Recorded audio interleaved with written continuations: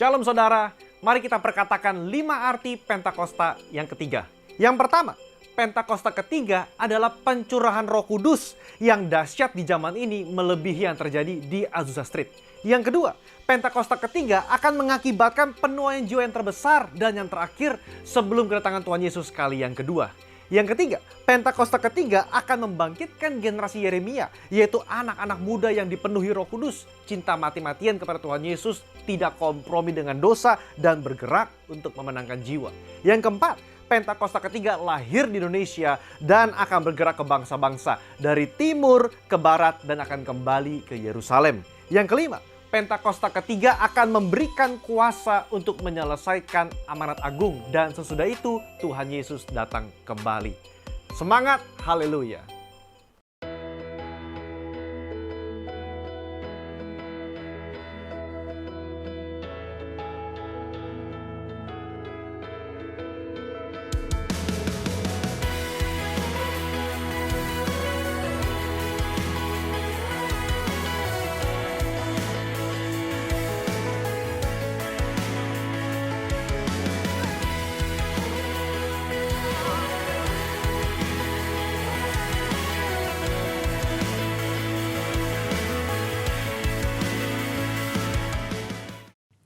Happy Sunday semua!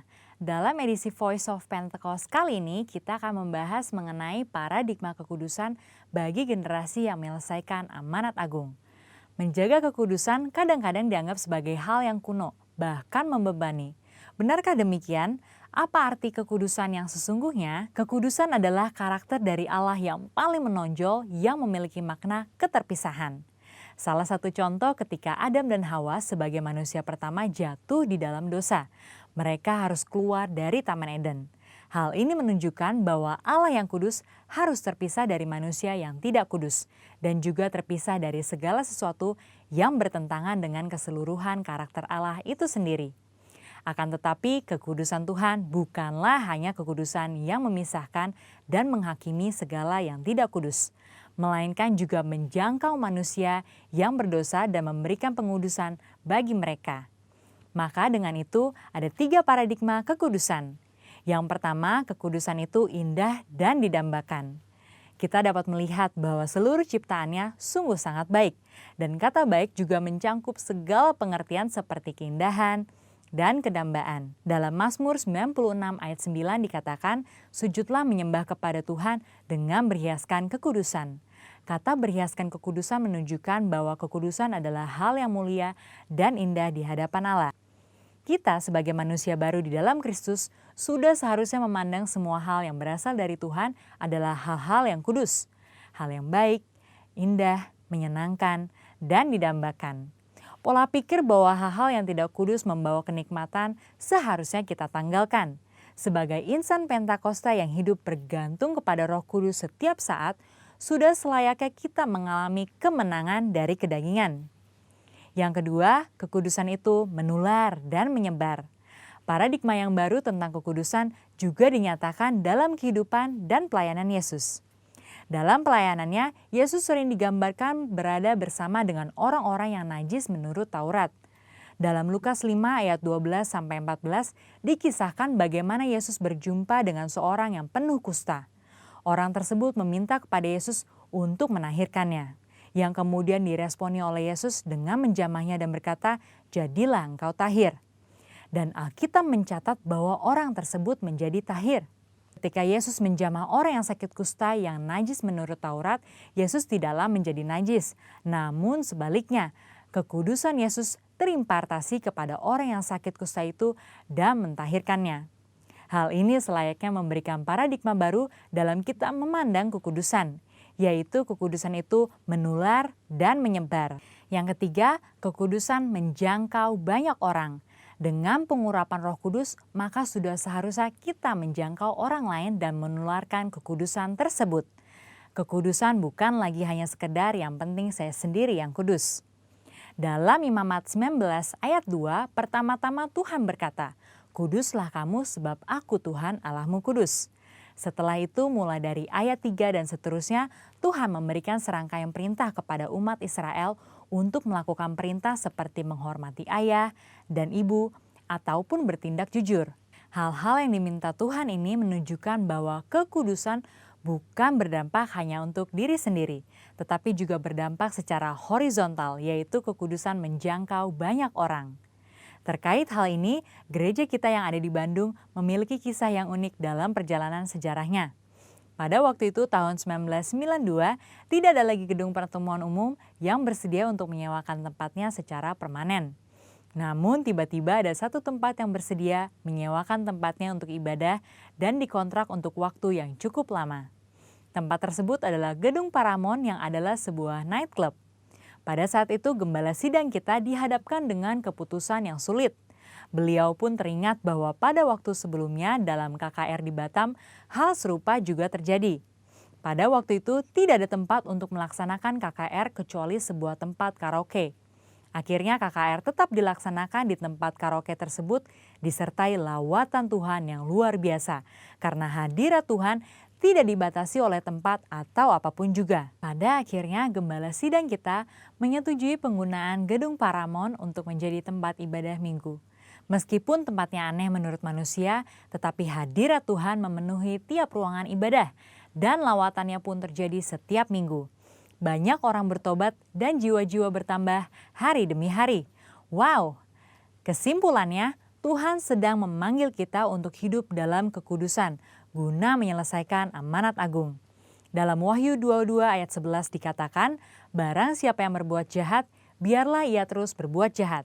Barang siapa yang kudus, biarlah ia terus menguduskan dirinya. Mari kita terus mengerjakan dan menjalani kehidupan kita. Bergerak dan menularkan kekudusan kemanapun kita pergi untuk menuai banyak jiwa. Tuhan Yesus memberkati.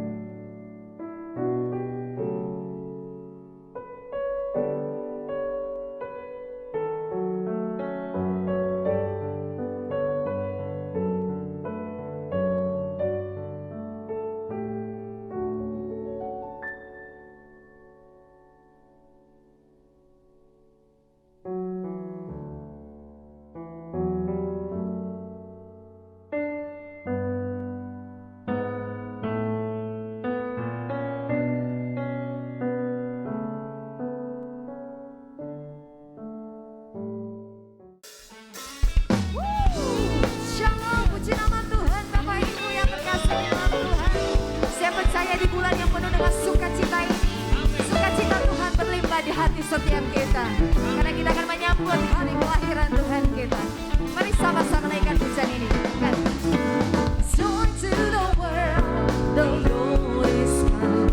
Let us sing the King. Let every heart prepare you. And heaven and nature sing, and heaven and nature sing, and heaven.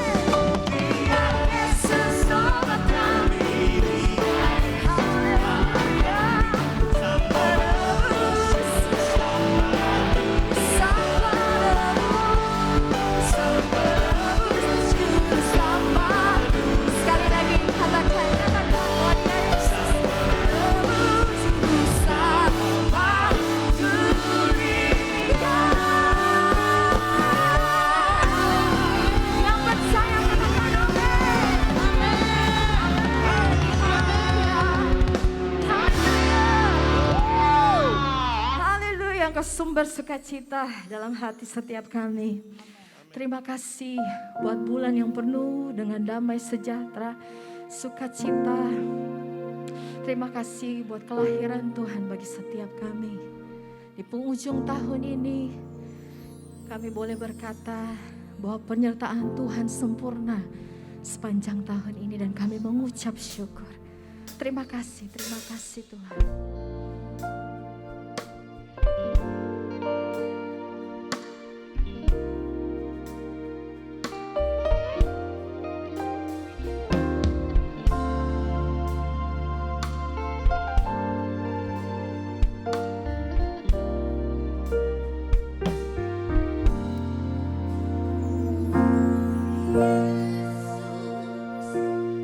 Telah lahir ke dalam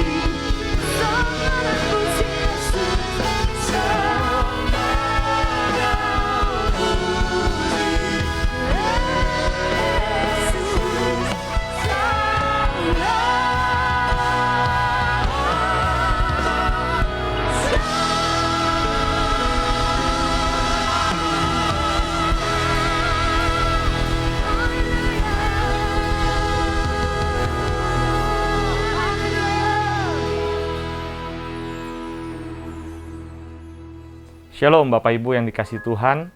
Sungguh berbahagia jika kita sekali lagi diberi kesempatan untuk mendengarkan kebenaran firman Tuhan. Dan sebelum kita mendengarkan kebenaran firman Tuhan, saya ajak kita semua untuk bersatu hati di dalam doa. Mari kita tundukkan kepala dan bersatu dalam doa. Bapa, kami mengucap syukur ya Tuhan untuk segala berkat-Mu ya Tuhan, untuk kebaikan-Mu ya Tuhan. Kami boleh masuk di penghujung tahun ini ya Bapa.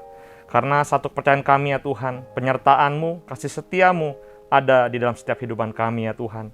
Karena itu aku berdoa ya Tuhan untuk setiap anak-anak-Mu ya Tuhan, dimanapun mereka berada ya Tuhan. Aku percaya Bapa, bahwa kasih setia-Mu, perlindungan-Mu ada atas setiap hidup mereka ya Tuhan.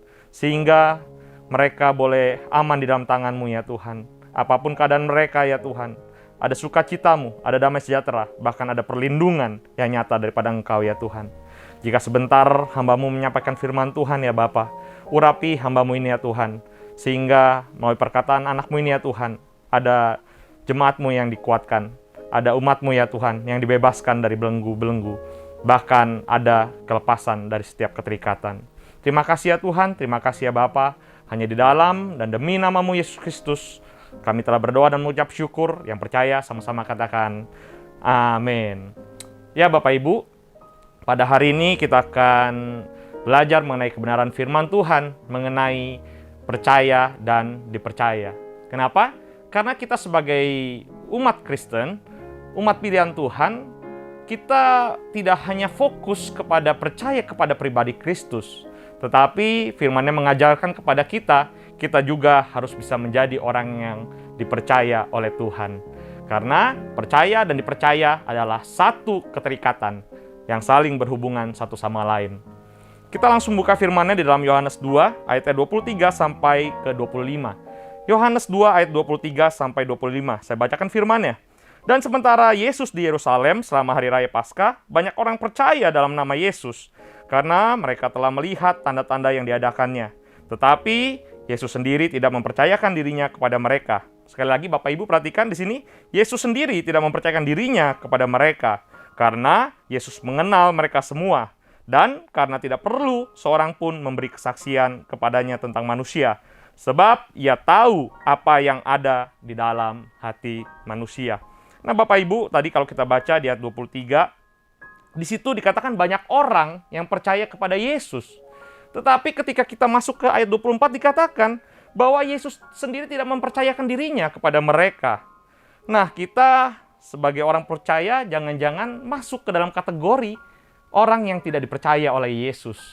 Kita bisa mengklaim diri kita bahwa kita percaya bahwa Tuhan adalah jalan keluar atas setiap kehidupan kita. Kita boleh bilang, kita percaya bahwa Yesus adalah Mesias yang hidup. Kita bisa bilang bahwa kita percaya bahwa mujizat Tuhan masih ada sampai hari ini. Tapi yang menjadi pertanyaan kita adalah, apakah Yesus percaya kepada kita? Karena sekali lagi, kepercayaan dan dipercaya itu adalah satu paket yang harus kita miliki. Bukan hanya kita bisa percaya kepada Tuhan, tetapi kita harus yakin bahwa Yesus percaya kepada kita. Nah, Bapak Ibu yang kasih Tuhan, seringkali mungkin kita bisa memanipulasi kepada manusia segala apa yang kita perbuat.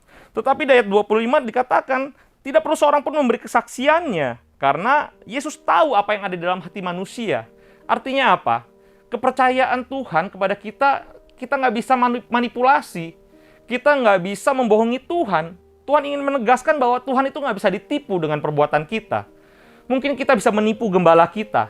Kita bisa menipu sahabat kita. Bahkan mungkin kita bisa menipu pasangan kita. Kita bisa berlaku baik di depan mereka. Tetapi hati kita penuh kebencian. Kita bisa taat kepada pemimpin kita, tetapi hati kita penuh pemberontakan. Tapi di sini firman-Nya jelas bahwa kepercayaan Tuhan nggak bisa dimanipulasi oleh manusia. Kenapa? Karena Tuhan sendiri adalah Tuhan yang melihat hati. Makanya Tuhan itu nggak sekedar melihat apa yang kita perbuat, tetapi Tuhan merasakan apa yang kita perbuat. Sekali lagi Bapak Ibu, Tuhan itu nggak sekedar melihat apa yang kita perbuat, tetapi Tuhan kita adalah Tuhan yang merasakan apa yang kita perbuat. Apa perbedaannya? Kalau kita punya Tuhan yang sekedar melihat, sekali lagi kita bisa menipu Tuhan. tetapi Tuhan yang jauh ke dalam menyelidiki hati kita. Tuhan yang selalu melihat motivasi di balik setiap perbuatan kita. Tuhan yang selalu melihat hati kita setiap kita melakukan sesuatu. Kalau kita boleh ilustrasikan, ada sebuah makanan yang begitu menarik di depan kita, lalu ditanya sama chefnya, gimana rasanya? Enak apa enggak? Kita baru lihat, kita nggak bisa bilang, wah makanan ini enak. Wah, sedap banget nih makanan ini. Nah, sama seperti Tuhan itu nggak sekedar melihat, tetapi Tuhan mencicipi apa yang kita perbuat. Caranya bagaimana? Caranya nanti kita akan bahas di akhir dari isi khotbah hari ini. Tapi yang jelas, yang pertama adalah kita harus meyakinkan diri kita bahwa kita percaya kepada Tuhan, tetapi juga dipercaya oleh Tuhan. Kenapa? Karena kalau kita nggak dipercaya Tuhan, kita bisa lihat firman-Nya di tempat lain di Matius 13 ayatnya yang ke-11 sampai ke-17. Matius 13 ayat 11 sampai 17. Firman-Nya berkata, jawab Yesus, kepadamu diberi karunia untuk mengetahui rahasia kerajaan surga, tetapi kepada mereka tidak. Karena siapa yang mempunyai, kepadanya akan diberi, sehingga ia berkelimpahan. Tetapi siapa yang tidak mempunyai, apapun juga yang ada padanya akan diambil daripadanya. Itulah sebabnya aku berkata-kata dalam perumpamaan kepada mereka. Karena sekalipun melihat, mereka tidak melihat. Dan sekalipun mendengar, mereka tidak mendengar dan tidak mengerti. Maka pada mereka genaplah nubuat Yesaya yang berbunyi, kamu akan mendengar dan mendengar, namun tidak mengerti. Kamu akan melihat dan melihat, namun tidak menanggap. Sebab hati bangsa ini telah menebal dan telinganya berat mendengar. Dan matanya melekat tertutup, supaya jangan mereka melihat dengan matanya dan mendengar dengan telinganya dan mengerti dengan hatinya, lalu berbalik sehingga aku menyembuhkan mereka. Tetapi berbahagialah matamu karena melihat dan telingamu karena mendengar. Ayat 17 berkata, sebab aku berkata kepadamu, sesungguhnya banyak nabi dan orang benar ingin melihat apa yang kamu lihat, tetapi tidak melihatnya, dan ingin mendengar apa yang kamu dengar, tetapi tidak mendengarnya. Bapak, Ibu, Saudara yang dikasihi Tuhan, ayat 11 berkata bahwa Yesus berkata bahwa kepadamu diberi karunia untuk mengetahui rahasia kerajaan surga. Artinya, kepercayaan itu berbicara tentang sebuah rahasia. Jadi, rahasia itu akan diberikan kepada seseorang yang dipercayai. Nah, kalau kita berbicara tentang dipercaya Tuhan adalah berbicara tentang rahasia kerajaan surga. Nah, jelas ketika Tuhan percaya, Tuhan baru memberikan rahasia kerajaan surga kepada kita. Kenapa? Karena jelas di ayat 11 dikatakan ada yang memberi, ada yang diberi, dan ada yang tidak. Di sini jelas dikatakan bahwa tetapi kepada mereka tidak. Artinya apa, Bapak Ibu yang dikasihi Tuhan? Tuhan tidak sembarang orang memberikan rahasia kerajaan surga. Tidak kepada semua orang Yesus memberikan rahasia kerajaan surga.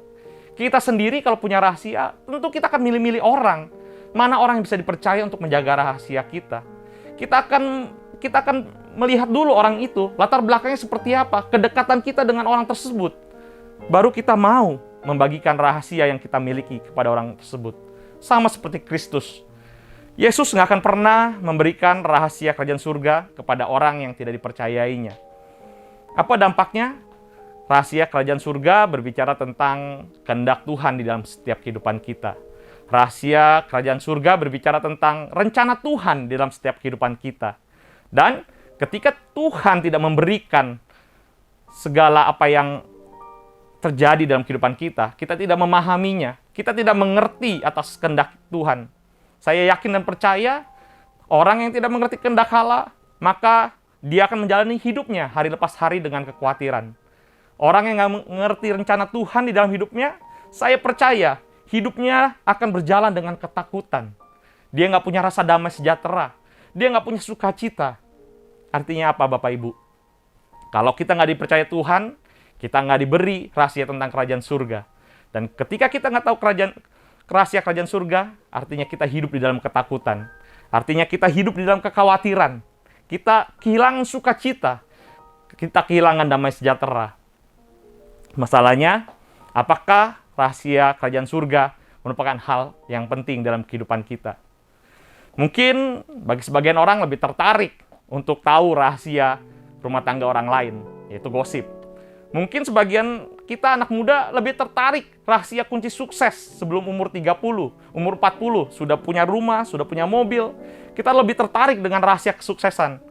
Kita nggak pernah tertarik dengan rahasia kerajaan surga. Padahal firman-Nya berkata, carilah dahulu kerajaan Allah dan segala sesuatunya akan ditambahkan. Karena itu penting sekali lagi bagi kita untuk bisa dipercaya oleh Tuhan. Hanya dengan dipercaya Tuhan, maka kita memiliki rahasia kerajaan surga. Bapak Ibu yang dikasih Tuhan, bukankah hidup ini misteri? Kadang satu saat kita bisa tertawa bahagia. Tetapi dengan seketika, hari berganti hari, bahkan selang beberapa jam, kita nggak tahu apa yang di depan kita. Bisa ada musibah di dalamnya. Bisa ada satu peristiwa yang kita nggak inginkan. Kita menjadi marah, kita menjadi kecewa. Karena satu hal tadi, karena hidup ini penuh misteri. Hidup ini nggak menentu, nggak ada kepastian, semuanya bisa berubah. Bahkan pepatah Cina kuno mengatakan, malam yang bahagia bisa diikuti dengan pagi hari yang penuh tangisan. Artinya apa? Hidup ini benar-benar penuh ketidakpastian. Dan sekali lagi, hanya dengan kita mengerti rahasia kerajaan surga, maka kita akan hidup di dalam ketenangan. Karena kita tahu, kita punya hikmat dari Tuhan. Makanya firman di Matius ini diapit oleh sebuah perkataan Yesus mengenai perumpamaan dari penabur. Di ayat sebelumnya, Yesus sedang menerangkan perumpamaan tentang penabur. Dan ketika selesai di ayat 17, Matius menuliskan arti dari perumpamaan penabur itu sendiri. Artinya apa Bapak Ibu? Artinya Tuhan sedang bilang begini, banyak misteri-misteri akan kehidupan ini. Tetapi percayalah, di dalam Tuhan kita akan mengerti rencananya. Karena rencana Tuhan seringkali jauh dari apa yang kita rencanakan. Kehendak Tuhan kadang-kadang terjadi atas hidup kita, jauh dari apa yang kita impikan, jauh dari apa yang kita inginkan. Nah, hanya dengan dekat kepada Allah lah kita mengerti rencananya dan nggak menjadi marah dan kecewa. Karena itu perikop ini ditutup di ayat 23 dengan perkataan Tuhan, yang ditaburkan di tanah yang baik ialah orang yang mendengar firman itu dan mengerti. Sekali lagi Bapak Ibu, yang ditaburkan di tanah yang baik ialah orang yang mendengar firman itu dan mengerti. Artinya kepercayaan itu berbicara ketika Tuhan memberikan pengertian akan firman Tuhan. Hanya orang yang dipercaya Tuhan yang mampu mengerti akan firman Tuhan. Dan pada akhirnya ketika kita mengerti firman Tuhan, kita nggak lagi ragu untuk melangkah. Kita nggak lagi punya keraguan untuk menjalani kehidupan ini. Di tengah pergumulan, di tengah ketidakpastian, kita punya satu kepastian yang Tuhan berikan di dalam kehidupan kita. Sehingga kita nggak menjadi marah. Sehingga kita nggak mudah kecewa. Makanya ayat 23 dikatakan, orang yang seperti tanah yang baik itu adalah orang yang terus berbuah. Berbuah di segala musim. Baik itu musim kering maupun musim yang berbuah. Bapak Ibu, sekali lagi, kita pastikan hidup kita untuk percaya kepada Tuhan dan juga dipercaya kepada Tuhan. Yang jadi pertanyaan, bagaimana caranya kita bisa dipercaya oleh Tuhan? Kita akan belajar dari satu tokoh yang bernama Paulus. Kita akan belajar dari perkataan Paulus kepada Timotius dalam surat yang pertama, ayat 12 sampai ke 17. Di sini Paulus mengatakan, di 1 Timotius 1 ayat 12 sampai 17, aku bersyukur kepada Yesus yang menguatkan aku, yaitu Kristus Yesus, Tuhan kita. Karena ia menganggap aku setia dan mempercayakan pelayanan ini kepadaku. Jelas di sini Bapak Ibu yang dikasih dalam Tuhan, Paulus bilang bahwa Yesus melihat Paulus itu sebagai sosok yang setia. Bahkan Paulus dengan percaya diri dia mengatakan, Yesus percaya kepada Paulus untuk pelayanannya. Artinya apa Bapak Ibu? Kita bisa belajar bagaimana Yesus bisa mempercayai Paulus di dalam kehidupannya. Yang pertama yang bisa kita belajar adalah, di sini dikatakan, karena Yesus menganggap Paulus setia. Orang yang dipercayai Tuhan adalah orang yang setia. Kenapa?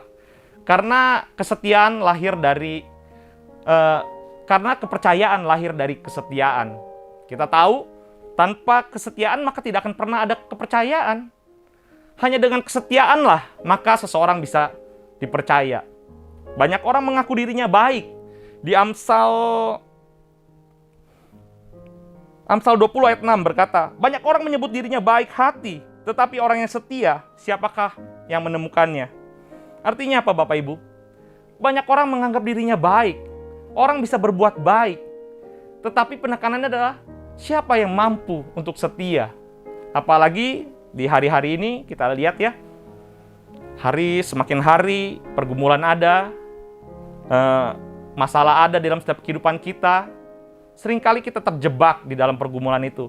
Kita mulai kecewa, kita mulai meninggalkan Tuhan. Padahal syarat dari kita dipercaya Tuhan adalah kita menjadi pribadi yang setia. Berapa banyak sekarang orang meninggalkan pelayanannya? Kalau kita lihat di mall sekarang, di masa pandemi ini udah mulai rame. Saya beberapa kali ke mall nyari parkir udah mulai susah.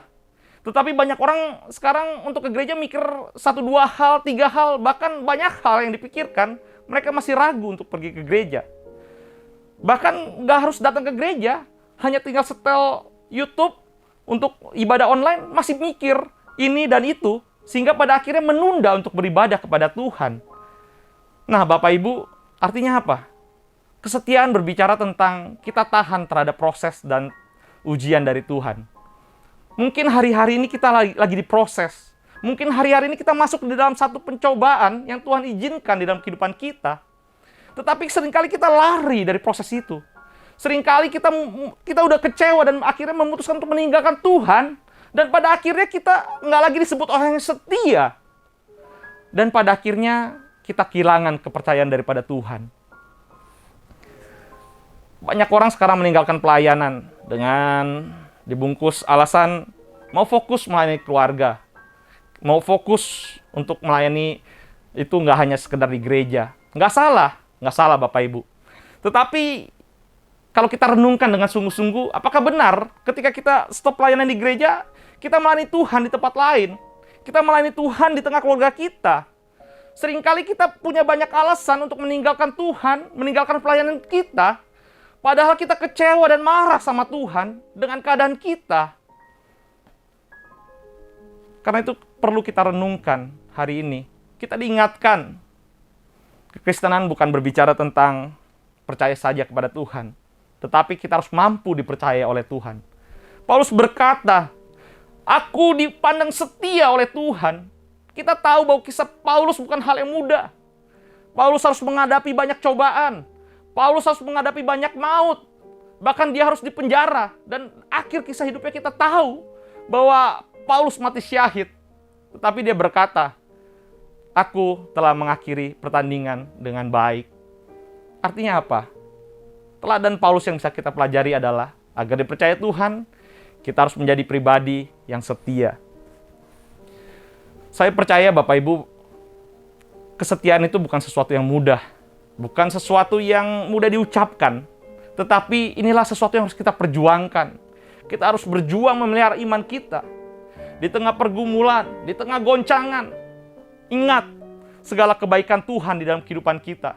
Kalau Tuhan saja mau setia menanti pertobatan kita, kenapa kita nggak mau setia terhadap proses ini?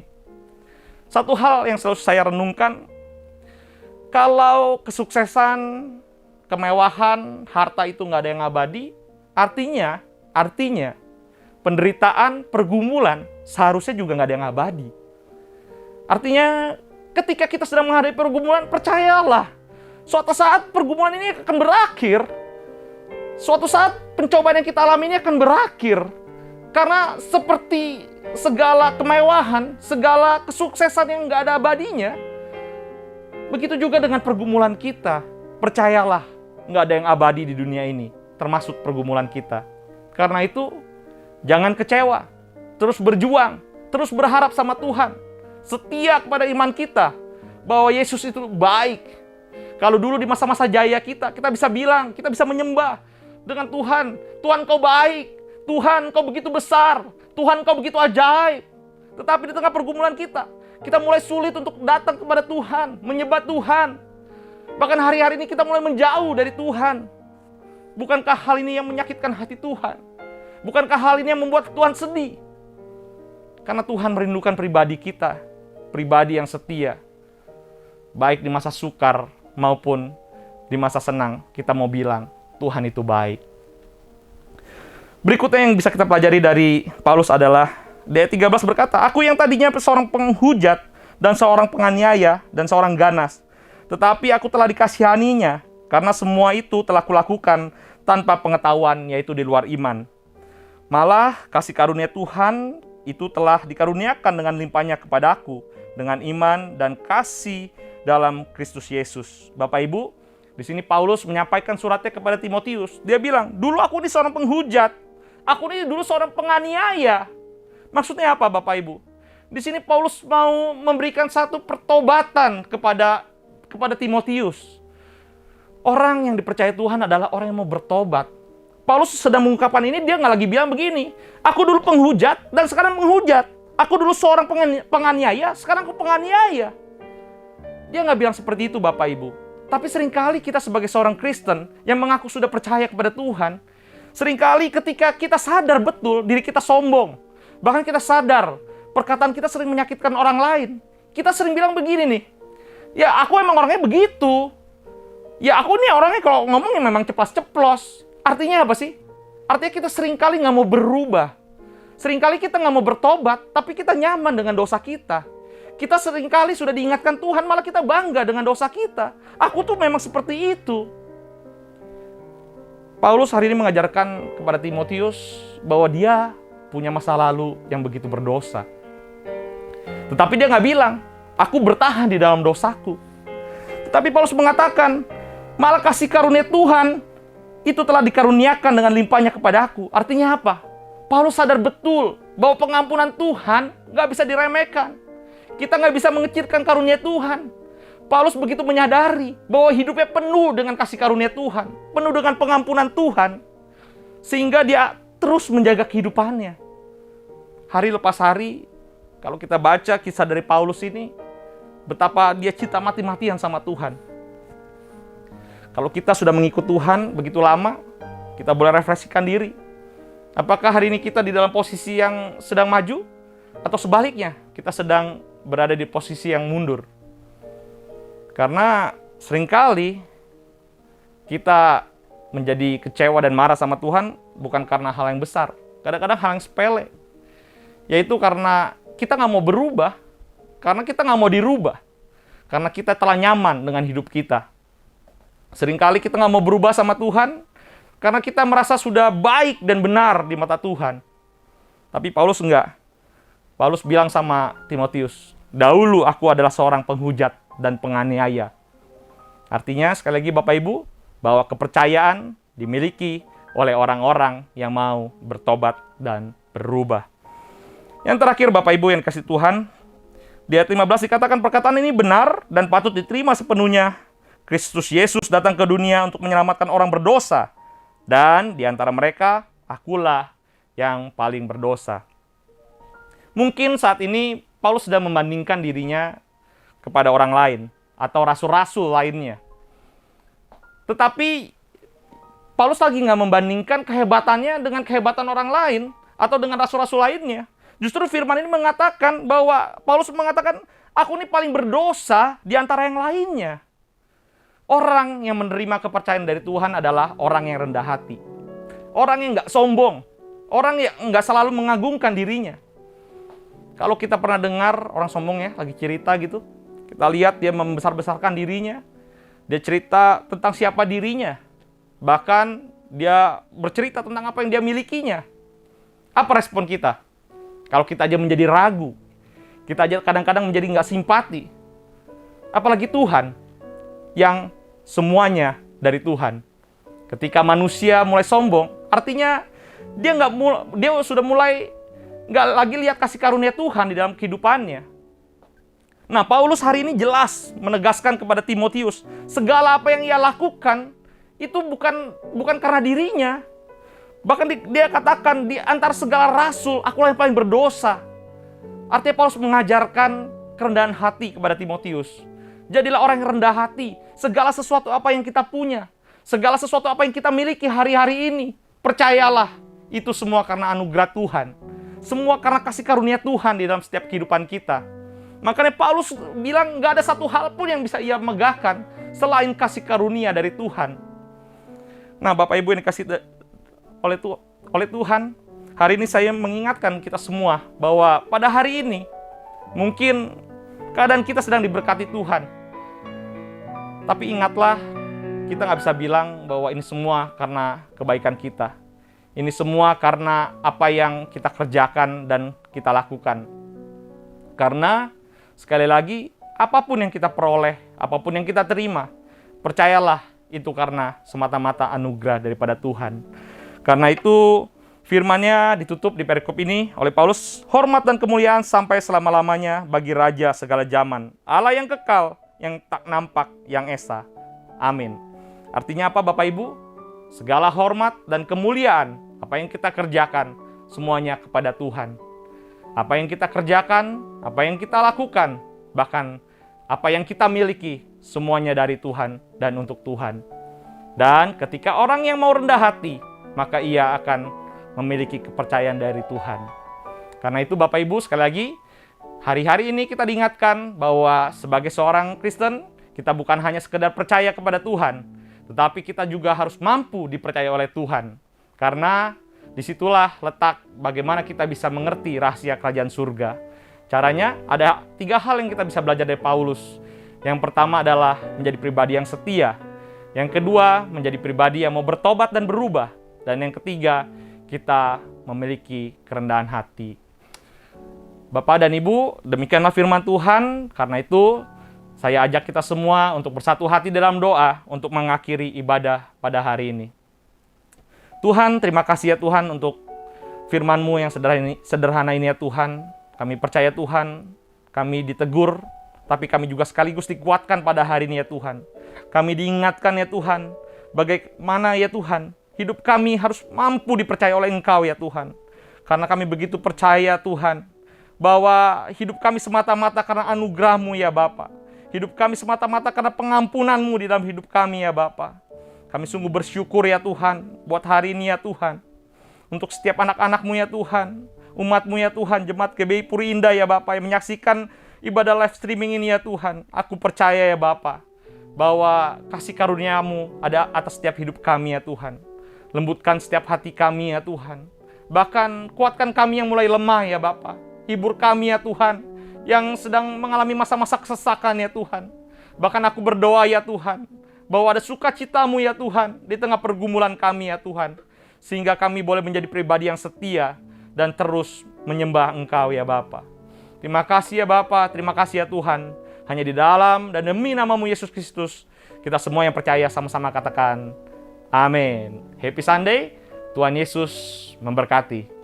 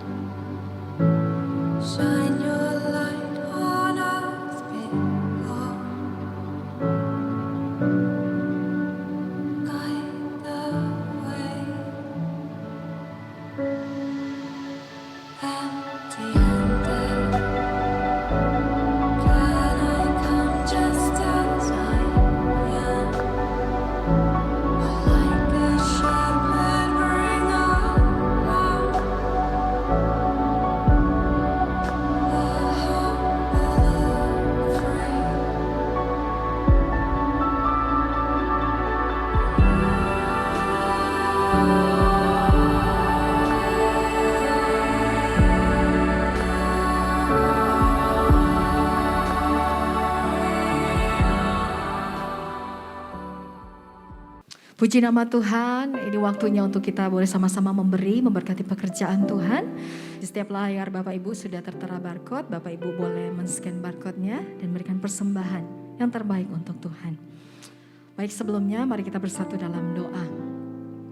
Terima kasih buat kepercayaan Tuhan atas setiap kami, buat setiap berkat yang Tuhan berikan dalam hidup kami, supaya kami dapat mengelolanya untuk menjadi sumber berkat juga buat orang lain, bukan cuma buat diri kami sendiri. Dan pada hari ini Tuhan, kesempatan yang baik ini, kami bawa sebagian dari berkat Tuhan ini ke rumah Tuhan untuk boleh memberkati setiap pekerjaan Tuhan di rumah ini. Terima kasih Bapa bagi setiap kami yang memberi, kami rindu supaya hati kami terus mencintai Tuhan lebih dari segala-galanya. Sebab Tuhan itu adalah sumber berkat itu sendiri. Terpujilah nama-Mu Tuhan Yesus bagi setiap tangan-tangan yang mengelola persembahan ini. Tuhan juga memberkati dengan hikmat kebijaksanaan supaya setiap persembahan yang kami berikan boleh mereka kelola untuk kemuliaan nama Tuhan saja. Terpujilah nama-Mu Tuhan Yesus. Dan hari ini Tuhan kami khusus berdoa Tuhan untuk gembala sidang kami, Bapak Niko, Nyoto Raharjo, dimanapun hamba-Mu ini berada. Kami percaya Tuhan selalu beserta dengan hamba-Mu, apa yang menjadi kerinduan isi hatinya Tuhan. Kami berdoa supaya itu sesuai dengan isi hatinya Tuhan juga. Berkati di masa tuanya Tuhan, berikan kekuatan kesehatan yang sempurna, perlindungan yang sempurna dari setiap sakit penyakit virus apapun itu yang mendatang menyerang. Tuhan melindungi hamba-Mu ini dengan sempurna. Berkati istrinya, anak-anaknya, cucu-cucunya, bahkan setiap wakil-wakilnya. Tuhan juga mengurapi dan memberkati kehidupan mereka. Terpujilah nama-Mu Tuhan. Kami juga berdoa untuk gembala yang kami kasihi di tempat ini, Bapak Samuel Gunawan Tuhan, beserta dengan Ibu Koni, beserta dengan anak-anaknya, menantunya, cucu-cucunya. Tuhan juga memberkati keluarga ini, keluarga yang mengasihi Tuhan, keluarga yang mempersembahkan hidup mereka untuk melayani Tuhan, dan Tuhan pasti memperhitungkannya. Berkat Tuhan tercurah berlimpah, kesehatan Tuhan bercurah berlimpah atas kehidupan Bapak Samuel dan keluarganya. Terpujilah nama-Mu Tuhan Yesus. Kami juga berdoa untuk setiap jemaat Tuhan yang boleh beribadah pada hari ini. Kami percaya mungkin kami masih ada yang dalam proses Tuhan, masalah dan tantangan yang kami hadapi. Tapi kami percaya ketika kami berserah ke dalam tangan Tuhan, Tuhan yang ganti berperang untuk kami. Tuhan membukakan jalan keluar bagi setiap kami yang menanti-nantikan jawaban dari Tuhan. Karena Tuhanlah yang menjadi andalan setiap kami. Berkati setiap keluarga, berkati setiap istri-istri, suami-suami, anak-anak, orang tua, kakak-kakak, adik-adik, semuanya Tuhan memberkati dengan sempurna. Terima kasih Tuhan, kami juga berdoa untuk kota kami dan bangsa kami Indonesia. Terima kasih Tuhan mempercayakan kami boleh lahir di negara yang indah ini, yang subur ini. Terima kasih Tuhan, kami semua mengucap syukur. Kami percaya setiap pemimpin yang Tuhan percayakan untuk memimpin bangsa ini, semuanya atas izin Tuhan, dan Tuhan melimpahkan berkat kebijaksanaan, marifat senantiasa Tuhan bagi mereka, supaya mereka tahu untuk mengelola, mengatur bangsa ini Tuhan. Terima kasih Bapa, berkati presiden kami, gubernur kami, seluruh jajaran pemerintah dari yang teratas sampai yang terbawah, di pelosok-pelosok daerah dan desa.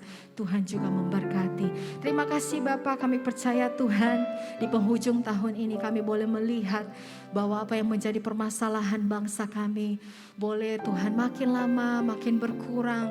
Ini boleh menjadi suatu kado Natal dan kebahagiaan bagi setiap kami yang terus menanti-nantikan jawaban dari Tuhan.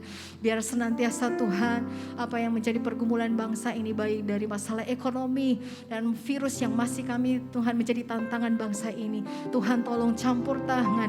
Kami akan terus berdoa dan berharap hanya kepada Tuhan Yesus, karena Engkau satu-satunya pengharapan yang tidak pernah mengecewakan. Dan kami percaya di waktu yang akan datang, di musim yang baru, di tahun yang baru, kami akan terus melihat perkenanan Tuhan dan campur tangan Tuhan atas bangsa kami. Terpujilah nama-Mu Tuhan, inilah menjadi doa kami dan rasa syukur kami kepada Tuhan. Di dalam nama Yesus, sebelum kami berpisah, kami rindu menerima berkat-Mu lewat hamba-Mu. Haleluya. Kita akan mengakhiri ibadah kita. Saya undang Bapak Ibu untuk bangkit berdiri. Kita mau pulang bersama dengan berkat Tuhan. Angkat kedua tanganmu, buka hatimu, arahkan pikiranmu kepada Yesus Kristus yang telah berbuat baik di dalam hidup saudara dan saya. Di dalam nama Bapa dan Anak dan Roh Kudus, aku berdoa kepadamu Bapa Surgawi. Lindungi semua anak-anakmu dari COVID-19 dan penyakit-penyakit menular, dari bencana, dari godaan, dari jebakan si jahat. Tetapi tangan kasih dan anugerah-Mu membuat damai sejahtera surga turun dari hati ke hati. Bahkan juga yang lemah Kau berikan kekuatan, yang jatuh Kau angkat kembali, yang susah Tuhan hiburkan. Bahkan yang berbeban berat Tuhan beri kelegaan, yang terikat Tuhan lepaskan. Dan hamba yakin dan percaya oleh kemurahan-Mu setiap yang dikerjakan oleh anak-anak-Mu jadi baik dan berhasil. Setiap mereka pergi berusaha, maka keberuntungan dari Tuhan mengalir dalam hidup mereka. Agar dunia tahu kami punya Tuhan yang hidup, Tuhan yang heran. Dan juga agar hidup kami semua bisa jadi berkat buat banyak orang lain yang berkekurangan. Mulai saat ini sampai seterusnya. Yang percaya menerima berkat Tuhan dalam nama Tuhan Yesus. Sama-sama kita berkata, amin. Haleluya. Tetap kuat, tetap semangat. Tuhan Yesus Immanuel beserta dengan kita semua. Amin.